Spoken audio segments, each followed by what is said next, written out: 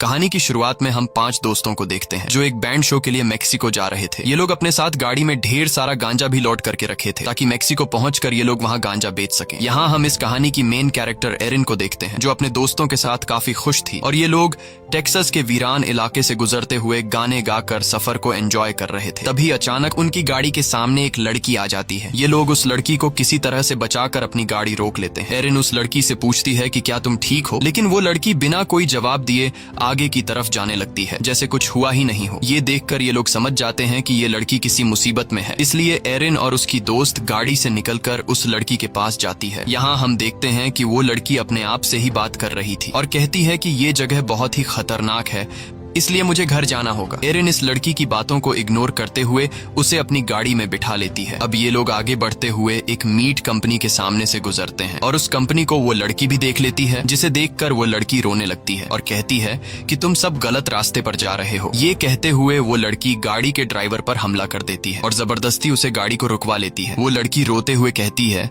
कि वो बहुत ही बुरा इंसान है, उसने सभी को मार डाला और वो आदमी तुम्हें भी नहीं छोड़ेगा, तुम सभी के सभी यहाँ पर मरने वाले हो। ये कहते हुए वो अपने मुंह में गन को रखकर खुद को शूट कर लेती है। यह देखकर गाड़ी में मौजूद सभी लोग काफी डर जाते हैं और तुरंत गाड़ी से बाहर निकल आते हैं। अब उन्हें कुछ भी समझ नहीं आ रहा था कि इस डेड बॉडी का क्या किया जाए। ये लोग पुलिस को भी इस डेड बॉडी की इंफॉर्मेशन नहीं दे सकते थे क्योंकि उनकी गाड़ी में ढेर सारा गांजा रखा गया था और अगर पुलिस को वो गांजा मिल जाता तो पुलिस इन्हें अरेस्ट कर लेती। अब काफी टाइम सोचने के बाद ये लोग फैसला कर लेते हैं कि हम इस डेड बॉडी के बारे में पुलिस को इंफॉर्मेशन देंगे। इसके बाद कैंपर नाम का एक लड़का गाड़ी में रखा गया सारा गांजा एक जगह में छुपा लेता है और ये लोग डेड बॉडी को लेकर पुलिस स्टेशन की तरफ जाने लगते हैं। लेकिन उन्हें क्या पता था कि उस लड़की की डेड बॉडी को पुलिस के पास ले जाने का फैसला इनकी लाइफ की सबसे बड़ी गलती साबित होने वाली थी। कुछ दूर आगे आने के बाद जब उन्हें पुलिस स्टेशन नहीं मिलता तब ये लोग एक फूड स्टोर के पास अपनी गाड़ी रोकते हैं और अंदर जाकर ये लोग स्टोर की ओनर को सारी बात बता देते हैं। इनकी पूरी बात सुनने के बाद वह लेडी पुलिस स्टेशन को कॉल करती है और एक ऑफिसर से उसकी बात हो जाती है, जिसके बाद वह लेडी कॉल काट कर इन लोगों से कहती है कि तुम्हें डेड बॉडी को लेकर पास की एक फैक्ट्री में जाना होगा जहां तुम्हें पुलिस ऑफिसर मिल जाएगा। ये सुनकर इन्हें काफी अजीब लगता है कि पुलिस यहाँ खुद क्यों नहीं आ रही, लेकिन अब इनके पास कोई और रास्ता भी तो नहीं था, इसलिए ये लोग गाड़ी स्टार्ट करके जंगल के रास्ते से होते हुए उस पुरानी फैक्ट्री तक पहुंच जाते हैं। लेकिन उन्हें वहाँ कोई भी पुलिस ऑफिसर नहीं मिलता और हैरानी की बात तो ये थी कि वह फैक्ट्री बिल्कुल भी खाली थी। अब यहाँ किसी को भी समझ नहीं आ रहा होता कि इन्हें क्या करना चाहिए। तब मॉर्गन कहता है कि हमें बिना पुलिस को बताए इस डेड बॉडी को यहीं पर छोड़कर जाना चाहिए। ये सुनकर सभी को मॉर्गन की बात बिल्कुल ठीक लगती है, लेकिन एरिन ऐसा करने से साफ साफ इनकार कर देती है। वह कहती है कि इस लड़की की भी फैमिली होगी और वह उसका इंतजार कर रहे होंगे, इसलिए हमें इस डेड बॉडी को यहीं पर फेंक कर नहीं जाना चाहिए। अब एरिन की बात को मानते हुए सभी वहीं पर उस पुलिस ऑफिसर्स का वेट करने लगते हैं, पर तभी उन्हें पीछे फैक्ट्री में कोई भागता हुआ नजर आता है। अंदर जाने पर इन्हें वहाँ पर एक छोटा लड़का मिलता है। वह बच्चा इन्हें बताने लगता है कि पुलिस ऑफिसर यहाँ पर नहीं आएगा और वह पुलिस ऑफिसर इस वक्त अपने घर पर होगा। अब ये लोग इस बच्चे से पुलिस ऑफिसर का एड्रेस लेने के बाद एरिन और कैंपर पुलिस ऑफिसर के घर की तरफ निकल लेते हैं, जबकि बाकी 3 साथी वहीं पुरानी फैक्ट्री के पास उनका इंतजार करने लगते हैं। कुछ दूर पैदल जाने के बाद उन्हें घर मिल तो जाता है, लेकिन दरवाजे से झांकने पर उन्हें अंदर कोई भी दिखाई नहीं देता, जिससे ये लोग समझ जाते हैं कि यहाँ कोई भी नहीं रहता। अब ये लोग जैसे ही यहाँ से जाने वाले होते हैं तभी व्हील चेयर पर एक बूढ़ा आदमी बाहर आता है जिसकी दोनों टांगे कटी हुई थी। वो लंगड़ा आदमी उनसे कहता है कि ये पुलिस ऑफिसर का घर नहीं है, लेकिन मैं तुम्हारी हेल्प करते हुए उस पुलिस ऑफिसर को कॉल कर सकता हूँ, पर तुम दोनों में से एक ही बंदा अंदर आकर पुलिस को कॉल कर सकता है। ये सुनकर उन्हें अजीब तो लगता है, लेकिन फिर ये सोचते हैं कि ये लंगड़ा क्या ही कर लेगा, इसलिए कैंपर खुद बाहर रहकर एरिन को घर के अंदर भेज देता है। अंदर आकर एरिन फोन पर पुलिस से बात करती है और पुलिस वाले को सब कुछ बता देती है। तब पुलिस ऑफिसर एरिन से कहता है कि तुम परेशान मत हो, तुम मेरा इंतजार करो, मैं आधे घंटे में पहुंचने वाला हूँ। ये कहकर पुलिस ऑफिसर कॉल काट देता है। अब एरिन जैसे ही घर से बाहर निकलने लगती है तभी वो लंगड़ा आदमी एरिन को अपनी हेल्प के लिए बुलाता है। एरिन देखती है कि वो लंगड़ा आदमी वॉशरूम में गिर गया है, इसलिए एरिन उस लंगड़े आदमी की हेल्प करती है। दरअसल वो लंगड़ा आदमी फिजूल में एरिन का टाइम वेस्ट कर रहा था और जब एरिन उस लंगड़े आदमी की हेल्प कर रही होती है तभी हम देखते हैं कि एरिन के पीछे से एक आदमी गुजरता है। ये देखकर हमें पता चलता है कि इस घर में ये लंगड़ा आदमी अकेला नहीं रहता, बल्कि इसके साथ और कोई भी रहता है। वहीं बाहर कैंपर एरिन का इंतजार कर रहा होता है और एरिन को अंदर गए हुए काफी देर हो चुकी थी। कैंपर परेशान होने लगता है कि कहीं उस लंगड़े आदमी ने एरिन को कुछ कर न दिया हो, इसीलिए वह भी घर के अंदर आ जाता है और एरिन को ढूंढने लगता है। जब वह एक कमरे का दरवाजा खोलकर अंदर देखता है, तभी पीछे से एक लंबा चौड़ा आदमी एक हथौड़े से कैंपर के सिर पर जोर से वार करता है, जिससे कैंपर की वहीं पर मौत हो जाती है और वह आदमी कैंपर की बॉडी को घसीटते हुए एक कमरे में लेकर जाता है। वहीं एरिन जब घर से बाहर आती है तो वह देखती है कि कैंपर यहाँ नहीं है। एरिन को लगा कि शायद कैंपर वापस उस पुरानी फैक्ट्री में अपने दोस्तों के पास चला गया है, इसीलिए वह भी फैक्ट्री की तरफ जाने लगती है। लेकिन फैक्ट्री के पास पहुंचकर वह देखती है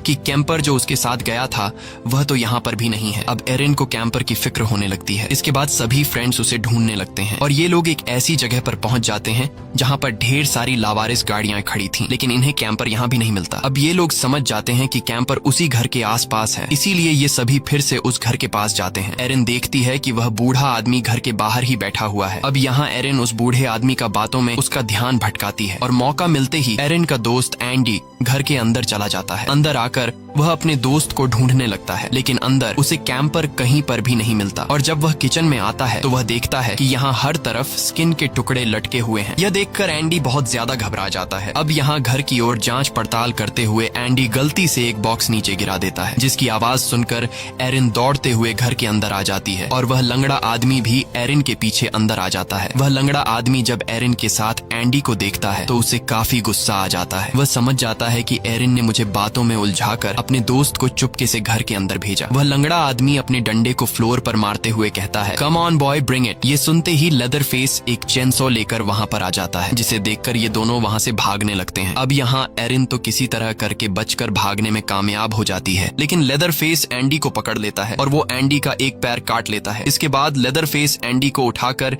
नीचे बेसमेंट में ले जाता है, जहां वो उसे एक मीट हुक पर लटका देता है। लटकाने के बाद वो उसके कटे हुए पैर पर नमक डालने लगता है और फिर उसके कटे हुए पैर पर पेपर लपेट देता है ताकि उसे ज्यादा दर्द महसूस हो। यहाँ पर हम देखते हैं कि लेदर फेस कैंपर के चेहरे की खाल उतार देता है और उसका अपने लिए एक फेस मास्क बना लेता है। इसके बाद वो अपना पुराना मास्क उतारता है, तब हम उसके असली चेहरे को देखते हैं जो देखने में काफी ज्यादा डरावना लग रहा था। वहीं दूसरी तरफ एरिन फैक्ट्री पहुंचकर अपनी गाड़ी को स्टार्ट करने की कोशिश करती है, लेकिन गाड़ी स्टार्ट नहीं हो रही थी। तभी वहां पर वो पुलिस ऑफिसर भी आ जाता है जिसे एरिन ने कॉल किया था। पुलिस को देखकर ये सभी काफी खुश हो जाते हैं और सुकून की सांस लेने लगते हैं। ये लोग उस पुलिस ऑफिसर को पूरी बात समझा देते हैं कि यहाँ एक बहुत ही खतरनाक आदमी रहता है जो सभी लोगों को मार रहा है। पुलिस ऑफिसर कहता है कि मैं पिछले कई सालों से यहाँ पर ड्यूटी दे रहा हूँ, लेकिन मुझे तो कोई ऐसा आदमी नहीं दिखाई दिया। अब यहाँ अचानक उस पुलिस ऑफिसर की इनकी गाड़ी में ड्रग्स पर नजर पड़ती है, जिसे देखकर पुलिस ऑफिसर काफी ज्यादा गुस्सा हो जाता है और वो उन तीनों को गाड़ी से बाहर निकालकर जमीन पर लिटा देता है और उनके सिर के पास गोली चलाकर कहता है कि नशे की हालत में तुम लोगों ने ही उस लड़की को मार डाला है। अब ये लोग जब नहीं मानते तब पुलिस ऑफिसर मॉर्गन को अपने साथ गाड़ी के अंदर ले जाता है और उससे कहने लगता है कि जैसे उस लड़की ने खुद को मारा था ठीक उसी तरह तुम करके मुझे दिखाओ। इसके बाद ऑफिसर मॉर्गन को गन देता है और वो उसे गन को अपने मुंह में रखने के लिए फोर्स करने लगता है। अब मॉर्गन जब अपने मुंह के अंदर वेपन रखता है तब वो ऑफिसर मॉर्गन से कहता है कि ट्रिगर प्रेस करो। ये सुनकर मॉर्गन काफी घबरा जाता है और वो गन सीधा उस पुलिस ऑफिसर पर तान देता है। मॉर्गन उस पुलिस ऑफिसर को मारने की कोशिश तो करता है, लेकिन बदकिस्मती से उस गन में बुलेट्स नहीं होती, क्योंकि पुलिस ऑफिसर पहले ही उस वेपन से बुलेट्स निकाल चुका होता है। यहाँ उस पुलिस ऑफिसर को मॉर्गन पर काफी गुस्सा आ जाता है और अब एक पुलिस ऑफिसर पर गोली चलाने के जुर्म में वो मॉर्गन को पकड़कर अपने साथ गाड़ी में पुलिस स्टेशन की तरफ ले जाने लगता है। काफी दूर आ जाने के बाद हम देखते हैं कि वो पुलिस ऑफिसर मॉर्गन को पुलिस स्टेशन ले जाने के बजाय लेदर फेस के घर पर ले आता है, जिससे हमें पता चलता है कि ये पुलिस ऑफिसर भी लेदर फेस से मिला हुआ है। यहाँ पर एरिन अपनी गाड़ी को स्टार्ट कर लेती है, लेकिन जब वो उसे ड्राइव करने लगती है तो उस गाड़ी के टायर्स निकल जाते हैं, यानी कि इन्हें फंसाने के लिए किसी ने उनकी गाड़ी के नट बोल्ट्स पहले से ही निकाल दिए थे। अब इससे पहले कि ये दोनों लड़कियां कुछ समझ पाती, तभी लेदर फेस वहां पर अपना चेनसॉ लेकर आ जाता है और वो उनकी गाड़ी पर हमला कर देता है। अब यहाँ एरिन की फ्रेंड खुद को बचाने के लिए गाड़ी से निकलकर भागने लगती है, तब लेदर फेस भी उसका पीछा करने लग जाता है। एरिन की फ्रेंड अपने आप को बचाने की काफी कोशिश करती है, लेकिन लेदर फेस उसे अपने चेन सॉ से काट डालता है। एरन गाड़ी में बैठी हुई अपनी आंखों के सामने